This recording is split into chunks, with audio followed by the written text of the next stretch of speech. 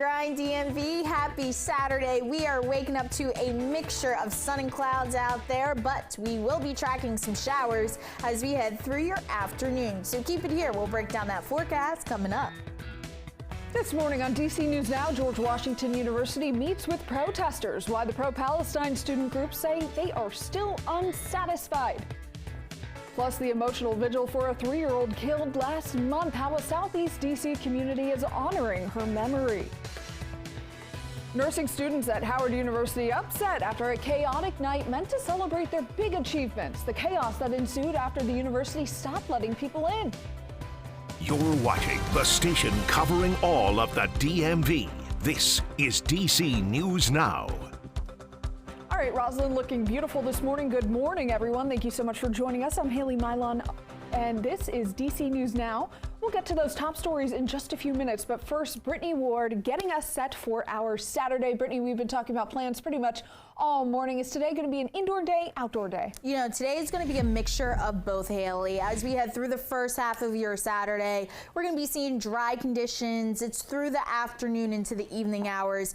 That's when we start to see rain return to the DMV. So overall, satellite and radar showing you we are seeing a few clouds begin to build its way across portions of the area. Mixture of sun and clouds will be seen across much of the day today, and then look out towards the west, out and towards Ohio. We are keeping our eye out on that cold front that will be moving through as we head through the afternoon, sparking up a few showers. We can also hear a few rumbles of thunder. Now, temperature wise, not looking too bad. Have started to see them warm up since earlier this morning. We're sitting at 54 degrees right now in the nation's capital, 57 as you head over there to Lexington Park, 50 there in Hagerstown. Still holding on to the 40s though as you head further west out towards Kaiser and Cumberland. But highs today will be below average for this time of year, struggling to get out of the 60s. So keep it here. We'll break down that forecast coming up.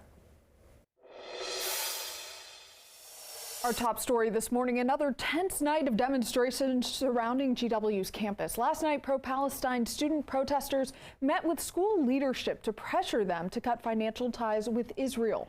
Just hours before the meeting, though, the university made it clear that would not happen. Students were unhappy that university leadership would not consider divestment or commit to any of their demands. Now, the students also say that their conversation with GW's administration should have happened sooner. The university made it clear it's not considering changes to the endowment investment strategy. Students who brought their demands to the table say there can't be a dialogue, though, knowing that the university has already made up its mind. How can we engage in productive conversation when your engagement with our community is so limited that you fail to make the conversation accessible? We see through the irony. For now, we want to see some form of commitment that the university does have a concern and care for the well-being and humanity of Palestinian students. We will continue on our negotiations process in an effort to achieve that material change over the summer. Students say their next meeting with university leadership is tentatively on Sunday. They're working to have faculty members there as well. Students also told us they don't care how long it takes. They will get the change they want and won't rest until it happens. Meanwhile, the Biden administration says Israel's use of U.S.-provided weapons in Gaza likely violated international humanitarian law. A report released to Congress yesterday represents the strongest such statements yet from Biden officials. The administration says they haven't determined human rights violations in specific airstrikes, but right now Israel's offensive has killed nearly 35,000 Palestinians. Human rights groups claim that Israeli airstrikes have targeted convoys for aid, hospitals, journalists, schools, and other sites protected by international law. The Republican chairman of the Foreign Affairs Committee, that's Representative Michael McCaul, says the review only contributes to anti-Israel sentiment. And Maryland Senator Chris Van Hollen says the administration is, quote, ducking a determination on the hard cases, politically inconvenient cases. Van Hollen says the administration is glossing over Israeli blocks on food and aid deliveries during much of the war. Just last night, a Southeast DC community coming together to remember the tragic killing of 3-year-old Taya Settles. 1 week ago, Taya was shot and killed inside of a car outside of Garfield Hills apartment on Hartford Street. U.S. Park Police flew the little girl to the hospital where she died. During last night's vigil, representatives from Taya's family read an emotional statement from her parents. Taya was a bright light in our lives, filled with laughter, joy, and boundless energy. Her passing has left an irreplaceable void in our hearts that can never be filled. Taya was not just our daughter. She was a cherished sister, granddaughter, niece, cousin, and friend. Her life was cut short far too soon, and the pain of her absence is unbearable. If you know anything about the shooting, you were asked to call police. There's a $50,000 reward being offered for information leading to an arrest. Commuter alert in Prince George's County. Starting soon, you're going to have to pay close attention when you make stops at stop signs in Cottage City, Maryland. The city is adding cameras to stop signs, and it's a first in the state. Local police say the stop sign on the corner of Cottage Terrace and 40th Avenue now includes a camera and a solar panel. We had almost a 70% reduction in aggressive stop sign violations, which is great. It's unheard of. And that's without giving out citations. So it does work because what it's doing is giving you a real-time response to your violation. Instead of receiving something in the mail, you get a response by that message board right then and there. Message board will let drivers know when they've made a violation. The city partnered with a technology company, and they are looking to implement this in other areas as well. Currently, no tickets or citations have been given out, but police plan to have an officer close by to monitor. An exclusive DC News Now poll shows Prince George's County Executive Angela Alsobrooks and Congressman David Trone are neck and neck just days out from Maryland's Democratic primary on Tuesday. Alsobrooks slightly leads Trone 42 to 41%, and 12% of voters say they're undecided. When undecided voters were asked to choose a candidate, Alsobrooks' support jumped to 47%, Trone's to 44%. Alsobrooks leads with female voters and black voters by 28 points, and Trone ahead with men and white voters, 48 to 35%. The congressman says he knew the race would be close before he entered. I launched this campaign a year ago. I was the underdog.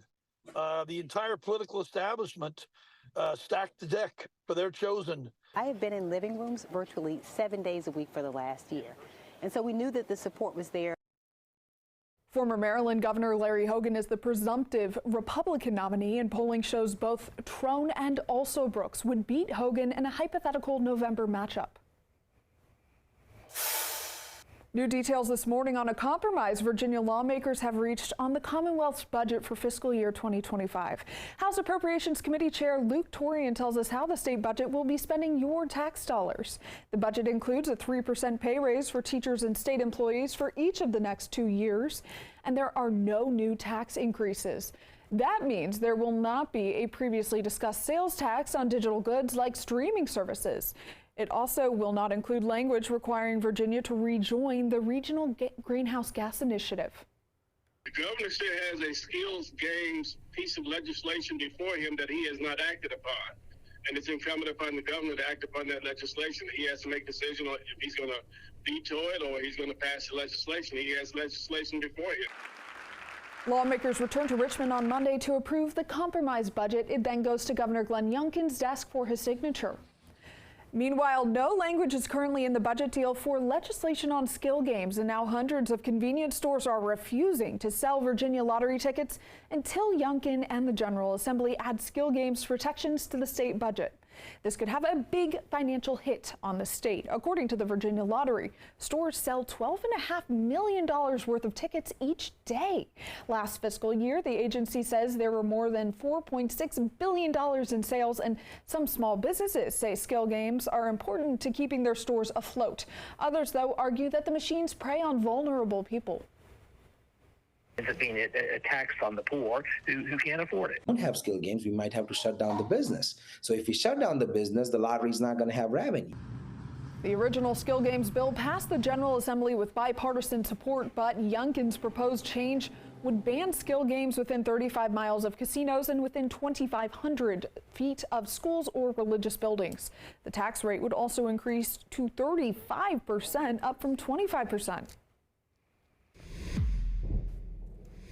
All right, your time now, 8:09 on this Saturday morning, and stepping out the door right now, temperature-wise, not looking too bad. We're sitting in the 50s here in the nation's capital. As we head through the later half of our morning, looks like our temperature is expected to rise into the upper 50s, but we'll be dealing with a mixture of sun and clouds through the first half of your Saturday before we are tracking showers as we head through the afternoon and evening hours. So keep it here. We'll break down that full forecast coming up.